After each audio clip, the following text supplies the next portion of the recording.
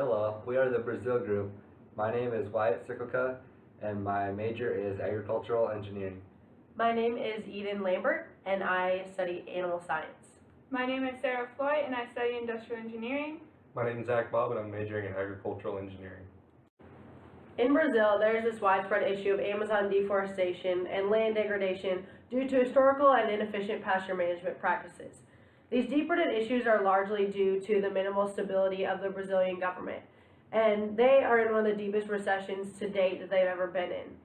So, going about our solution are solving this adaptive challenge, agriculture, deforestation, and urbanization will all play a vital role.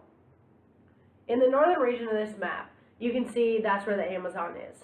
In the East Coast, so the Northeast, Southeast, and Southern regions, is where largely the urbanization is occurring. And then in the West Central region, that's where a lot of the agriculture is, but it's also a little bit in the Southeast and moving up into the Northern region as we're talking about deforestation. There are numerous types of farmers and commodities grown in Brazil because they're a global agricultural player. But throughout our solution, we're going to talk mainly on sustenance farming. These farmers are the beginning of a much larger problem for Brazil. The primary goal is to prevent the degradation of land, which will in turn help to decelerate deforestation in the Amazon. Now, this is a very complex issue because it requires a change in the mindset of the subsistence farmers that are grazing cattle on the pasture ground in the northern regions. These farmers are overgrazing land until the productivity becomes very limited and restricted, at which point the farmers must acquire more land. Since Brazil is extensive and the land is abundant, farmers can continue this practice with very little government mediation.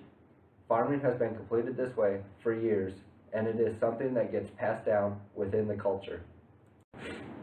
Our solution stems from a financial stimulus provided by the Brazilian government.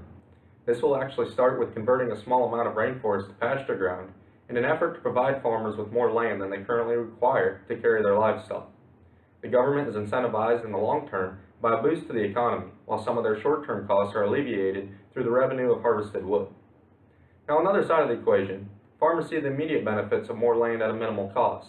This will result in them being more location-centric to their home operation, as when one pasture begins to wear down, they can just rotate to the next sector as the prior pasture is rejuvenated, rather than pushing farther into the rainforest. This more location-centric style of ranching will allow for more feedlots and confinement operations, which presents an opportunity to increase efficiency and the revenue stream for both the farmer and Brazil's economy.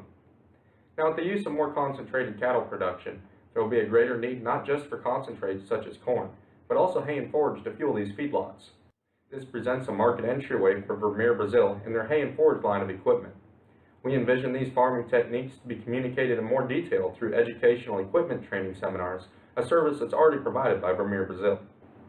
Thanks, Zach. Let's look at it in a culturally competent perspective. Our solution fixates on the cultural aspect of the importance of personal relationships and the general hierarchical power distance, so the initiative originates from the government, who holds the power, which can influence the local agencies and Vermeer, who have personal connections with the farmers. Also, with respect to the non-confrontational cultural facet, the solution doesn't directly confront the farmers, but rather encourages them to reevaluate their practices through the provided incentives and education. These factors validate the solution feasibility for our target culture. This concludes our presentation, and thank you for your time.